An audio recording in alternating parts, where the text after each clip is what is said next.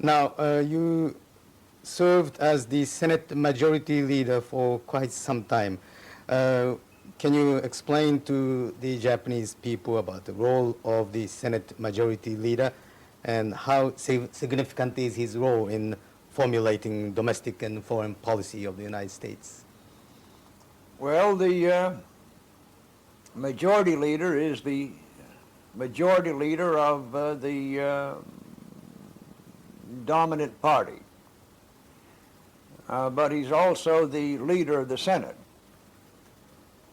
He works out schedules as to when legislation will be called up for discussion, consideration, in tandem with the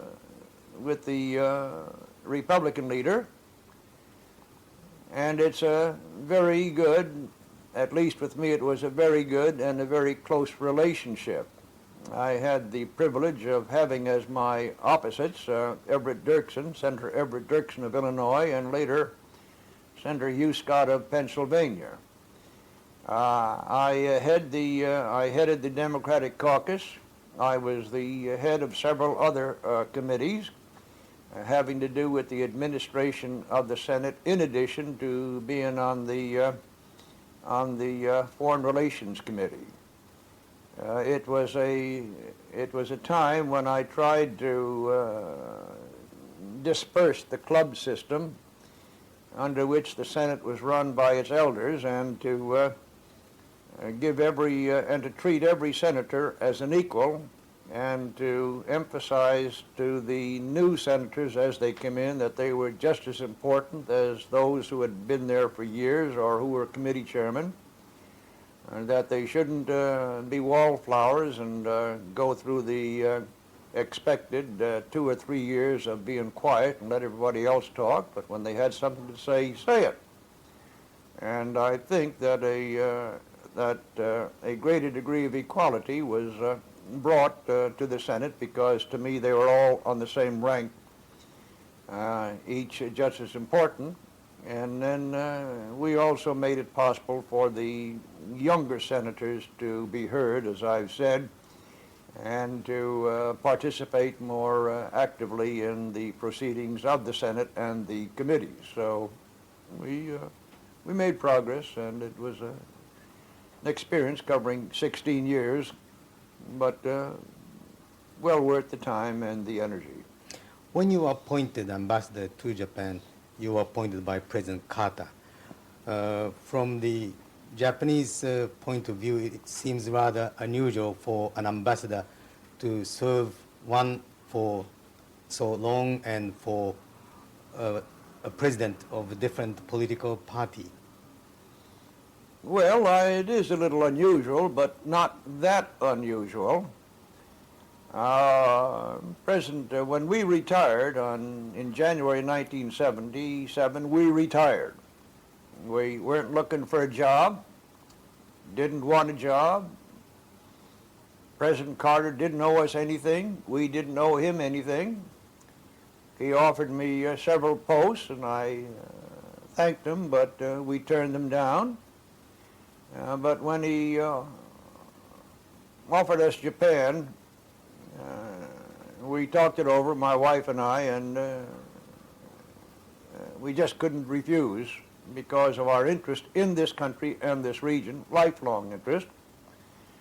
And so we accepted. I would point out, however, that when Carter was defeated by Reagan, that knowing the rules of the game, we started packing, and I was halfway through packing to return to the United States when the president called and asked me to stay on, which was quite a surprise, a pleasant one. But we said yes, we'd stay on. And we've had a very pleasant, effective, and personal relationship with both Presidents Carter and Reagan. And we had access to President Carter whenever we wanted to, and we have access to President Reagan if we want to use it, and we do carry on a personal correspondence which covers a lot of matters of mutual interest. If an ambassador who has served in his post in another country for as long as 10 years is rare, so is an American, I'm told, who has served in 3 different branches of armed services. It's not usual. Not usual. No. But I didn't get very far. I was a seaman second class in the Navy. I was a private in the Army, but I was a PFC in the Marines. Which is your favorite branch? Well, all, but I liked the Marines the best because it gave me the opportunity to come to this part of the world, to excite my interest and imagination, and to sort of set up, in a sense, my specialization in the Pacific and Asia. Very good. Had Mrs. Mansfield ever been to the Orient before? Yes, while we were in the Senate, she was out here 4 or 5 times, once with Secretary Dulles on his way home from the CETO, a conference in Manila, Southeast Asia Treaty Organization.